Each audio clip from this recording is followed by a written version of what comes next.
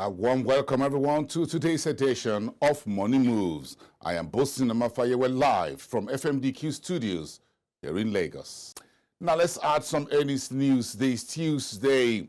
Of course, Standard Chartered Bank of Kenya has issued a profit warning for the company's financial year ended December 31st, 2025, expecting net earnings to fall about 25% compared to 2024 figure. The decline is linked to payments arising from a retirement benefits appeal tribunal judgment, which was delivered back in May of this year.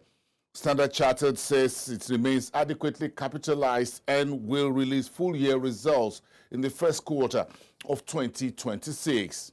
And that's a briefing release to the Nairobi Securities Exchange. In Kenya, the President, Dr. William Ruto, has hosted the president of the Afrexim Bank, Professor Benedict Orama, and others to an investment forum on the country's industrialization. The forum, held at the State House in Nairobi, was headlined by the Arise Integrated Industrial Company, a key institution leading the creation of special economic zones across Africa. The Investors Forum was the first of such following the conclusion of the 2025 Intra-Africa Trade Fair Summit held last week in Algiers. Let's take a listen. Special economic zones is the place where we want to use to add value to all the products we produce in Kenya. From tea to coffee to leather to textiles and on and on.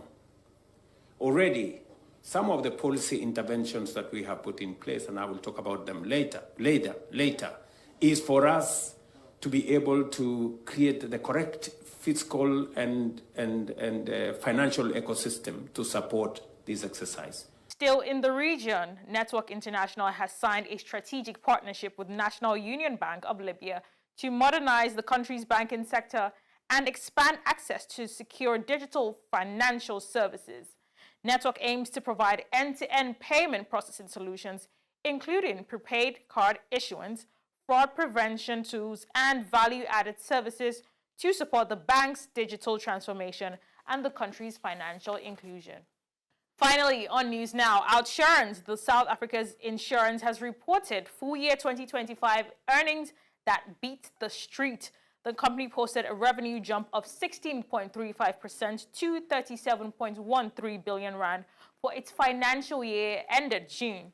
Investment income came in at nearly 2.3 billion rand, while profit went up 16.21% to 5.22 billion rand.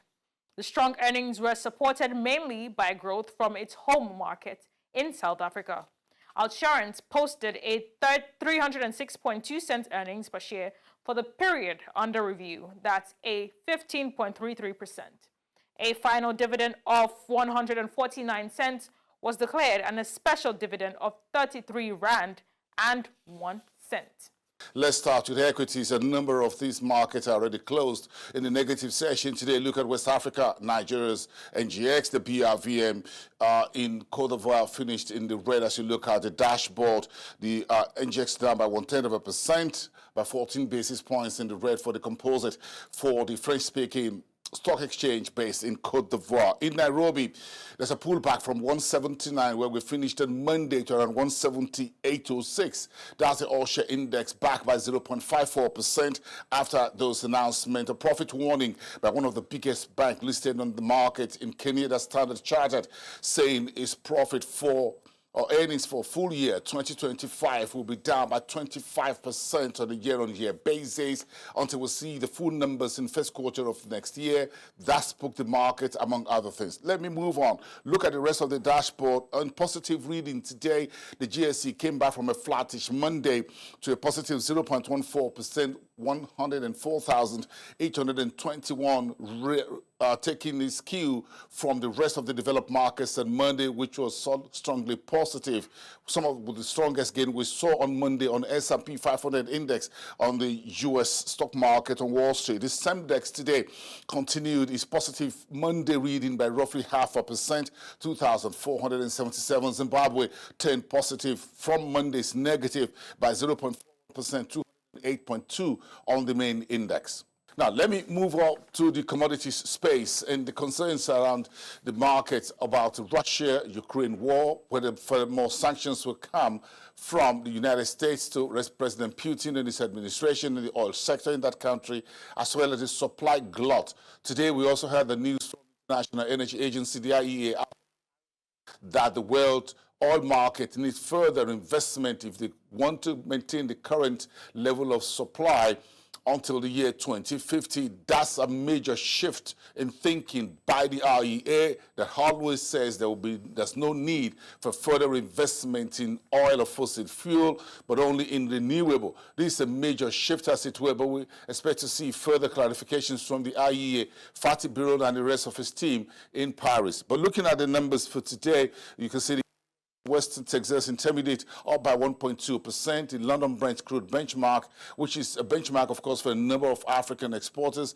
and economies such as Nigeria, was up by roughly 1%. At this time, as we go live here at the FMDQ studios in Lagos, from me and the rest of the Frontier Africa team here in Lagos, we thank you for watching the show. We'll see you back tomorrow, Wednesday, at the same time.